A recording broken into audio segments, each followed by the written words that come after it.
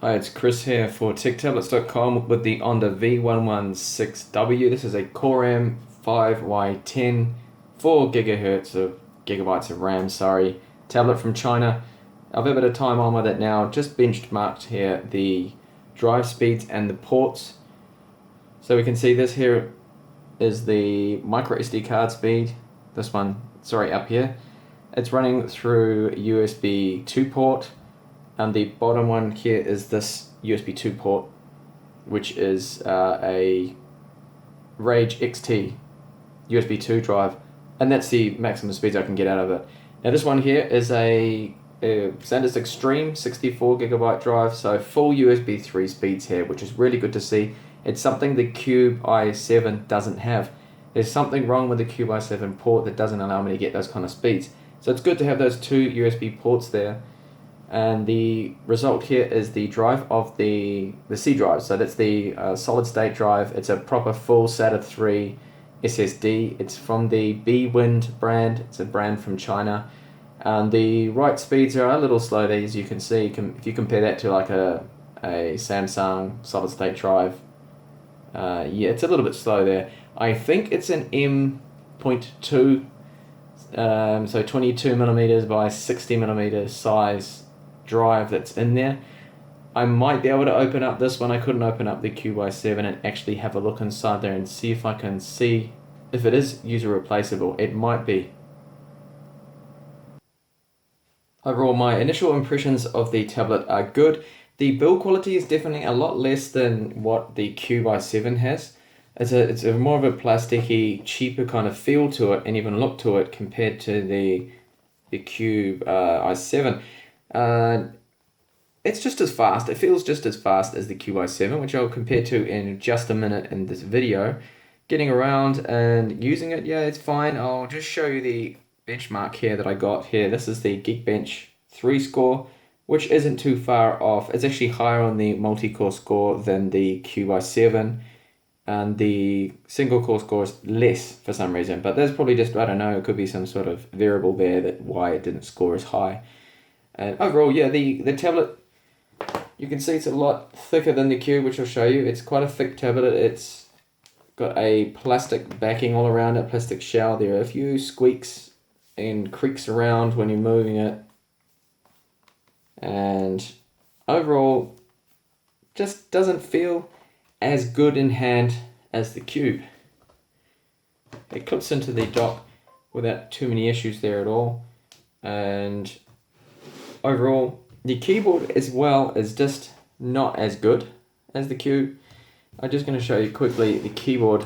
So if I get down here and just try and do a little bit of typing, like I was typing here, you can see that there's quite a bit of flex. It's a very plasticky feeling keyboard. It doesn't have that much of a quality feel to it.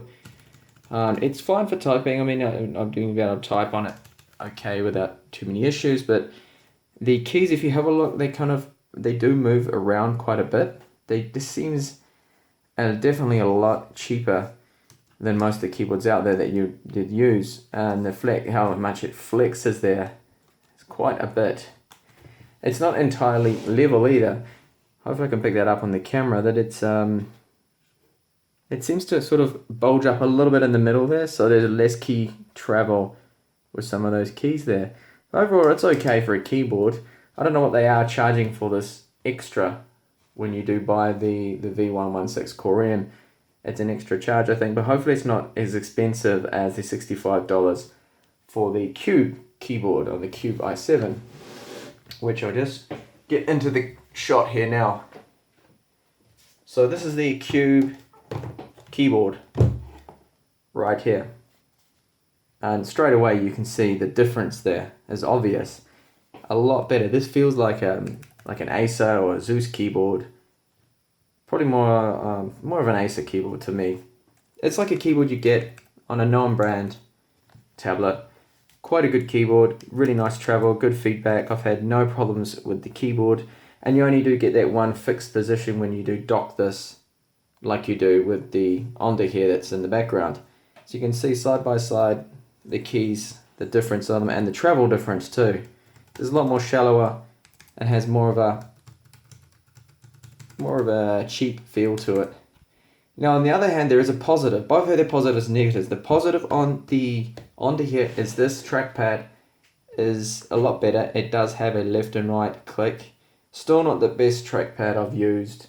Still not the best. But you do get that actual physical left and right mouse buttons there, which you don't get on this excuse of a trackpad that is on the Cube, the Cube's keyboard.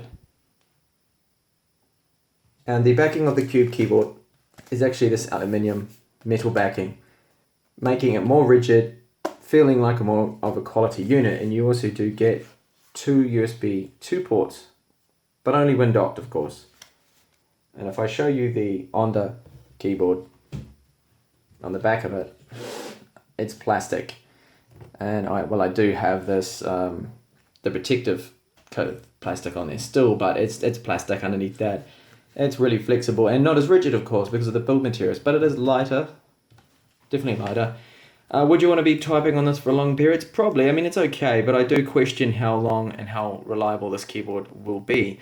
I imagine it would probably wear out faster than the Cube one. So overall, just looking at the tablets now, if I'm going to dock the Cube here and see if I can get them in the same shot. So I have both the Cube i7, which is here on the right, and then on the left, that's the Onda v116w. So side by side, you can see that they look very similar because they do have the same screen size, the same screen resolution as well.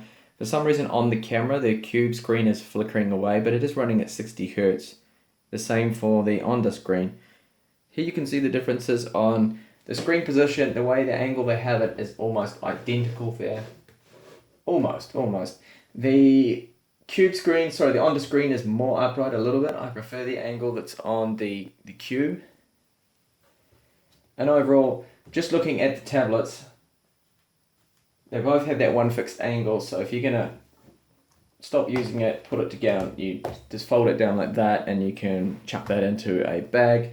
And they both have Hall sensors in them, which is a magnetic sensor the tablet detects when it's closed, and it will put the tablet into sleep. The same goes for the Onda. Flip it up like this, and then you have to flip this back and around. And there are magnets in the back up here that will hold it in place. It's actually just detached itself from the dock there. The magnets don't seem to hold it in that well. As you can see there's a bit of a gap, but it's not too bad. So it just sits like that. And it's an okay solution. Both of them aren't perfect, but that is how it is. I do like the port placement here on the Onda.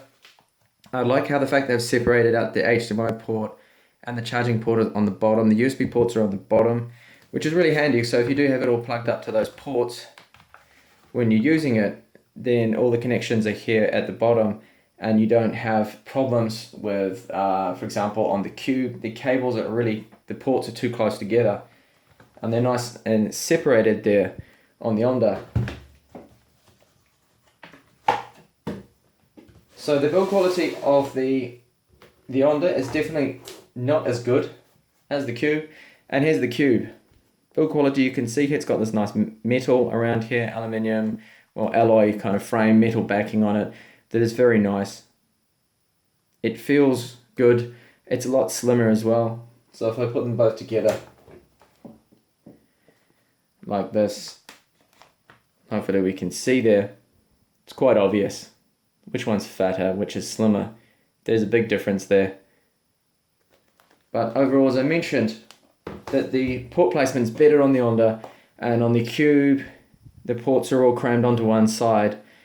And the issue I have with the USB 3 port is, firstly, it's a little bit too close to the power port, and the HDMI port, they're the ones that are too close, sorry. The USB 3 port just doesn't work at USB 3 speeds, which is something to consider. And you have the side speakers here on the left and the right. And those are quite poor. Those speakers aren't very good. They're nothing like my Surface 3 speakers. Screens and touch response on both of them is okay, but I do find the Cube screen to be slightly better. Brightness, they're about the same. Very bright screens, they're good in that regard. But the touch responsiveness and actually just closing and minimizing things seems to be a lot easier, for me at least, on the Cube. When I try to do that on the Onda, I've just noticed that the screen doesn't seem to be as precise. So I turn it on here again, swipe up, and I'll just try and minimize this here. Okay, I didn't actually have any trouble there, but sometimes I have noticed that it's been a little bit more trickier. It's not too bad at the moment. Battery life seems about the same on both of these. So far, I've only just got the Onda, but they both packed the same battery capacity. So 10,000 milliamp hour battery in both of them, which is to 5,000 cells, I think. I will try and open up the Onda if I can. I did attempt to open the cube and there was just no way. It seems to be glued down the bottom. Don't want to damage it, so I just left it as it is. Price-wise, these tablets are around the same. This cost me $3.99, but it's a 64 gigabyte version. So the cube cost me $3.99, 65 US for the keyboard. But this is just a 64 gigabyte SSD that's in the cube. This has 128 gigabytes of SSD there, and that cost me $560. So there's similar kind of pricing for the cube now. If you want the 128 gigabyte version, it's going to cost you about that. So which one would I buy personally? For the keyboard, I'd go for the cube. But if you need USB 3 like me, I want to have proper USB 3 speeds. It's kind of why I bought it for that.